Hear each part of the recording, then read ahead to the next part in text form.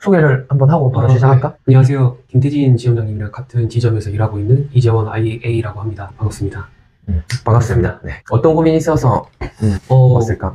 우선은 제가 시작한 지가 아직 1년이 안 됐지만 지금 뭐 엄청 막 잘하는 IA라기보다는 조금씩 성장을 하고 있다라고 생각을 하고 있고 이제 그 같은 지점에서 일하고 있는 선배님들 덕분에 조금씩 무상향이 되고 있지만서도 아직까지는 제가 기대에 미치지 못하는 그런 만족도를 이제 받고 있어서 그런 거를 조금 고민을 이제 그리고 상담을 받아서 보고자 이제 연락을 드리게 되었습니다. 그래서 가장 이제 궁극적인 목표는 이제 지점장님께서는 보통 이제 DB보다는 이제 지인 소개 시장 영업을 하시다 보니까 그게 거의 유일무이하게 그러니까 저희 지점에서 그렇게 일을 하고 계신 분이어서 어떻게 하시면 이제 소개 영업을 좀 많이 받을 수 있을지에 대한 부분이 가장 궁극적인 그런 소개를 어떻게 받느냐가 궁금하긴 한 거네. 네, 그렇죠. 만나서 너무 첫 번째 계약을 했나? 첫 미팅 때 바로 원클로징을 했나? 뭐가 문제일까를 되돌아보려면은 아까 전에 선배한테, 동료한테, 후배한테 일 어떻게 물어봤다고 했죠. 내가 저 사람이 일이 안 되는 이유가 한 번에 계약한다 했는데 나도 그렇게 하고 있구나. 일이 안 되는 공통점 찾아내야 돼요. 근데 잘하는 선배 만나보니까 선배님 왜 한 번에 계약 안 해요? 난 최소한 뭐 여러 번 만나.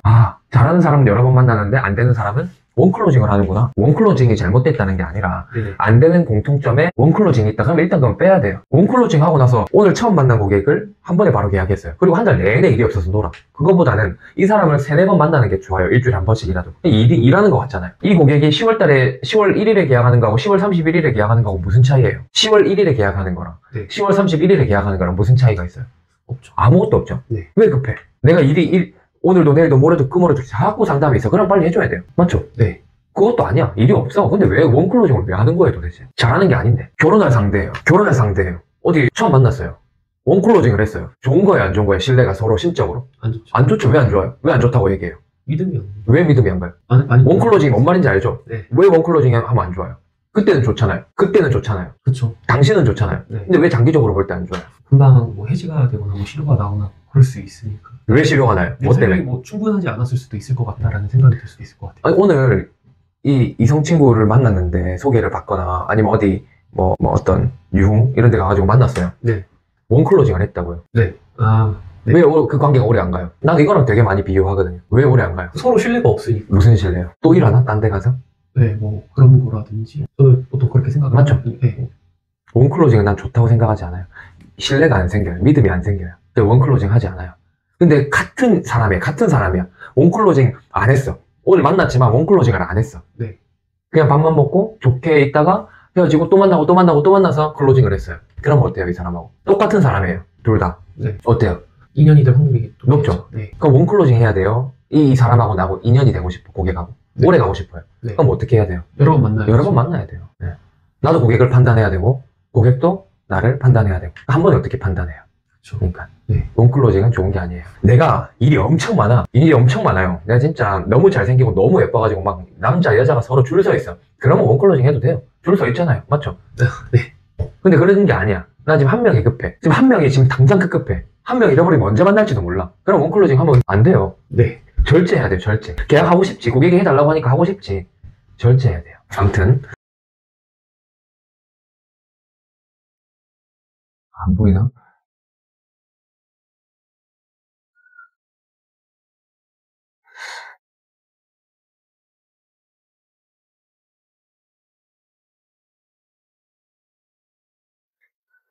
뭐 예를 들면 이런 특약들이 있다고 칠게요. 네. 예를 들면 많잖아요.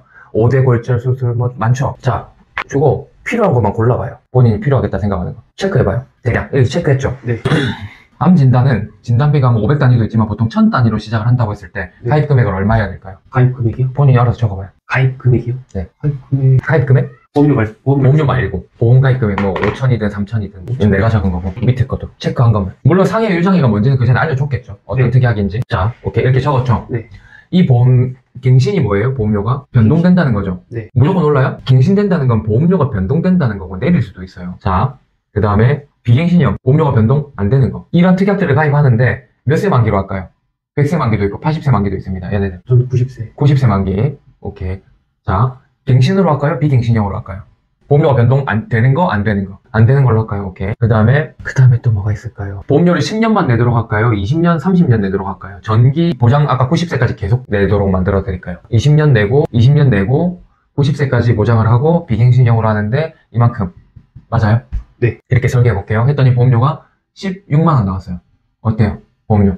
납입 여력. 많아요, 적어요? 이 정도면 괜찮아요. 괜찮아요? 네. 오케이. 그 다음에 16만 원씩 이제 20년 내고 했더니 뭐 보험료가 총 납입하는 게 얼마 나왔대? 16만 원씩 20년 3,840만 원 납입하네. 3,860대냐? 그럼 암 진단 받았을 때는 낸 돈보다 많아요, 적어요? 많죠. 적죠. 낸 돈보다 많이 받아요, 적게 받아요? 총 내는 보험료보다 암은 진단 받았을 때 낸 돈보다 많이 받아요, 적게 받아요? 많이. 본인이 설계하시는 뇌혈관 진단 2천만 원 좋은데 낸 돈보다 많이 받아요, 적게 받아요? 적게 받아요. 감안하시고 가입하셔야 되는 거예요. 감안하셔야 된다고요. 암의 비중이 보험료가 좀 많이 치중되다 보니까 뇌혈관 쪽이 적은 거예요, 지금 진단금이. 괜찮아요? 네, 괜찮아요. 이 부분 동의하신 거예요, 본인께서? 이 사람한테 권한을 준다고요, 설계하는 건. 이렇게. 제안서를 만들지 않아요, 그러니까. 누가 만드는 거예요? 고객이 직접 만드는 거예요. 난 뭐만 해준대요. 이게 뭐다? 이게 뭐다? 이게 뭐다? 어떤 내용이다? 어떤 내용이 구체적으로 들어가 있다. 그걸 몇 년 내는 거다. 그리고 이 사람은 라이센스가 없으니까 내가 설계해줘야 되는 거잖아요. 네. 내가 설계해주는 게 아니라 도움을 주는 거지.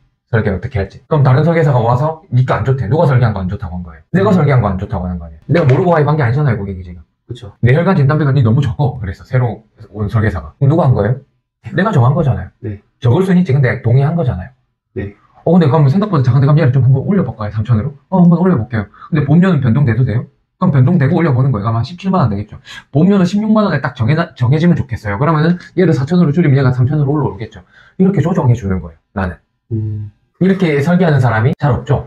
그렇죠. 보통 이렇게 제안서 주죠. 그럼 우리가 이걸 얘기하기 위해서 뭘 많이 해야 돼요? 소통 많이 해야 되죠. 아까 전에 같은 예를 들어 클럽에서 만났어요. 네. 원 클로징을 안 했어. 몇 번 만났어요, 계속. 그럼 뭐가 생긴다고요? 신뢰가 생기잖아요. 그냥 몇 번 만났다고 신뢰가 생겨요? 그럼 몇 번 만나는 중에 뭐 해요, 자꾸? 얘기. 나는 어떤 사람이다. 나는 어떤 사람이고, 무슨 일을 하고, 뭐, 어떻게 하다가 여기 놀러 왔다. 그래서 널 만나게 됐다. 그래서 너가 마음에 든다. 이런 얘기를 여러 번 하다 보니까 이제 연인이 될 수도 있는 거잖아요. 근데 원 클로징 했다. 거의 끝 아닌가요? 그렇죠. 본인이 볼 때 어때요? 네. 제안서 처음 만났을 때 그렇게 하는 거랑 지금 이런 느낌으로 첫 미팅 때는 괜찮네요. 그 정도만 하고 헤어지는 거예요. 이런 상태다. 근데 문제가 좀 있다. 내 납입하는 보험료에 비해 너무 많이 내고 뭐 보장 기간이 짧거나 아니면 갱신형으로 돼 있어가지고 이 부분 좀 변화가 내가 볼 땐 필요한데 본인이 괜찮으면 그대로 가져가도 된다. 이렇게 얘기했는데 다시 만났어요. 그 다음번에 가면 이제 이렇게 같이 설계해보는 거예요. 비교해주는 게 아니라 본인 건 그대로 있고 본인이 원래 해둔 건 그대로 있고 이 납입하는 보험료만큼을 가지고 뭘 만들어낼 수 있는 거를 한번 해보는 거예요. 각 보험사마다. 네. 혼합을 하든 단독 보험사로 설계하든 혼합해보는 거예요. 이쪽 보험사 저쪽 보험사 저쪽 보험사 어디가 제일 좋은가, 같은 보장이라도 어디가 조금 더 저렴한가. 그렇게 해보다 보니 기존 거보다 훨씬 차이가 나겠어요, 안 나겠어요? 나요. 네. 무조건 나요. 이제 본인이 알아서 판단하시면 될 것 같다. 제가 해드릴 거는 오늘 여기까지다. 이제 디테일하게 설계를 하자면 좀 많은데, 예를 들어 M사에 암 진단비 가입을 5천만 원 하는데 7만 원이에요. 네. M사에. 근데 또 M사에 M사가 두 개 있어요. 찾아보면 두 개가 있어요. 또 네. M 화재가 있고 M 생명이 있어요. 아, 네.